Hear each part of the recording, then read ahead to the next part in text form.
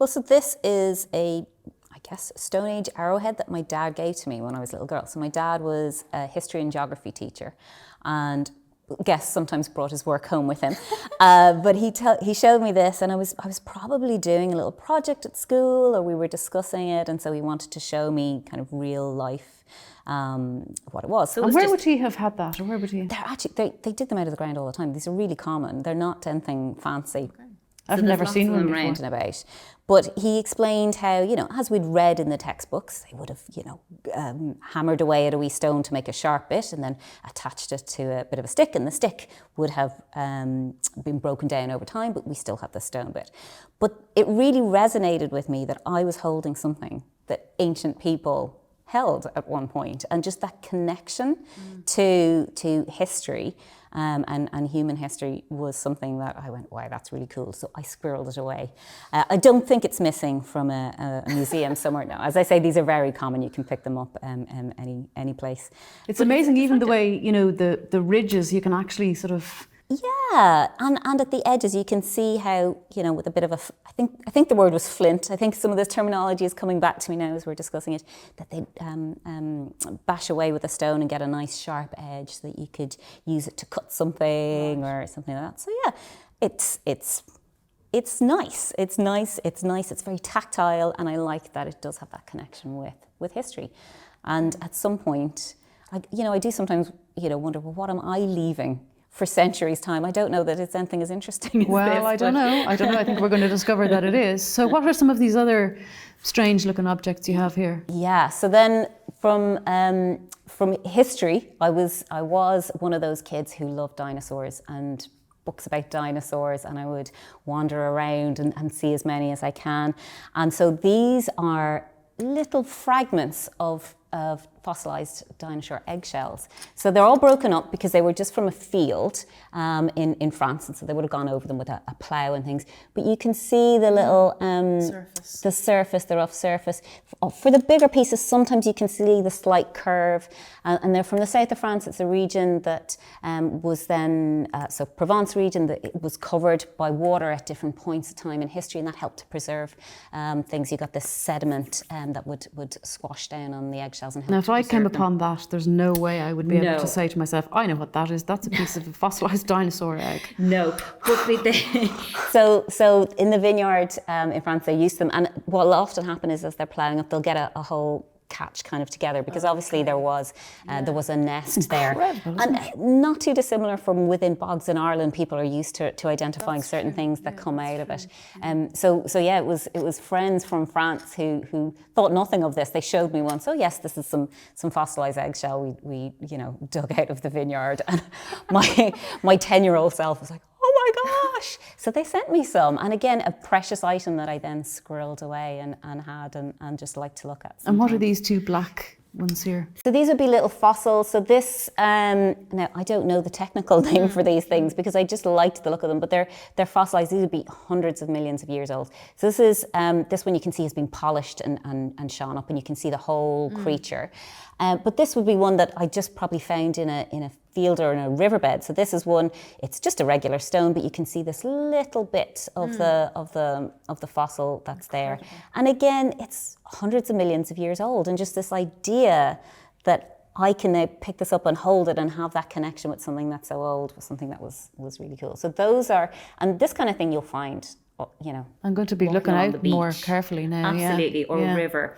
If ever I'm somewhere like that, somewhere stony, I just instinctively will go looking for fossils. Now, this is something you're unlikely to just come across. So this would be a fossilized dinosaur tooth. And from the form it came with said it was a Spinosaurus tooth, probably just from the size of things. Now again, there's certain parts of the world where you find these no problem. So in like the Badlands in the US and in certain areas of China, not so much in Ireland.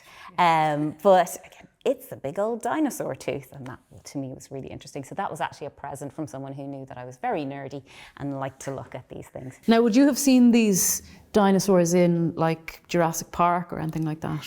Yep, so as a kid, and loving all these historical things for a number of years, I decided, well, I definitely wanted to be a paleontologist. This is going to be my life, I'm going to do it. And then the reality of spending a lot of your time in a field and digging and I probably didn't have the patience for that. So I kind of went, okay, maybe I need to find a new career. And hereditary was something that I was always interested in anyway, because I'm from quite a big family, 60-something first cousins. And so at Christmas gatherings and things, you'd often have people saying, oh, look, doesn't she just look like uncle whoever, or so I was always kind of interested, going, well, can you really tell, or is that just someone thinking it? And then as a kid, I went and watched this movie, Jurassic Park, and there was geneticists making dinosaurs, and I went, wow, I think I have a new career path. So that's not what I do now, but it's how I got into it. And it was, you never know how something will spark an interest and how that might lead you to something later on. Yeah. If I hadn't have followed that path or followed something else, it would have been fine. But just that something sparked that interest and made me look more into genetics and what does that actually mean. And then when I went to university, I did actually really enjoy the courses, so that was good. So what's this object and why is it on the table here in front of us?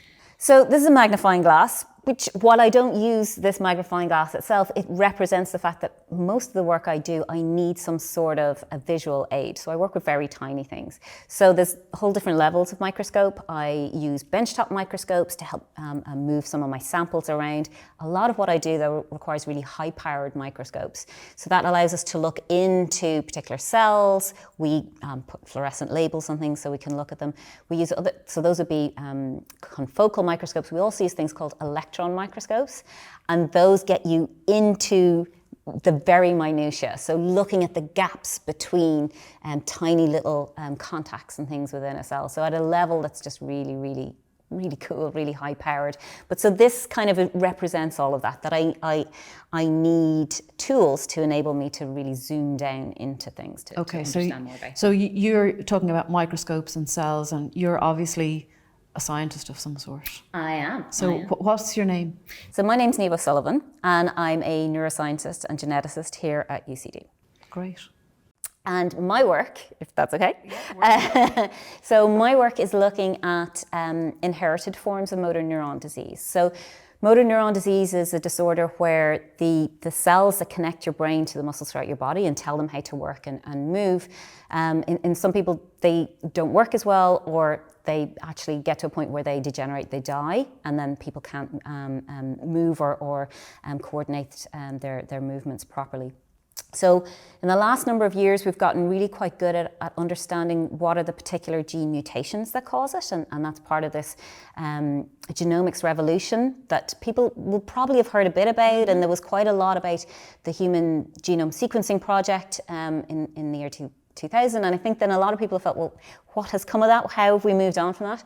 There has actually been amazing progress made from that, and one of the things is we've been able to really start to know, okay, well, this particular sequence or this particular change within a person's cell, that's causing them to have the disease. That's incredible that you can actually kind of narrow it all down and look at the code that's in the gene that's creating the protein, if my understanding is correct, that may or may not be disrupted, and then go back to the instructions, go back to the beginning and see why. I find that incredible. And it's taken a massive amount of brain power and researchers all over the world to do that, because just having the code or the sequence is one thing. Identifying what is that 1 in 3 billion change that's causing this is incredibly difficult.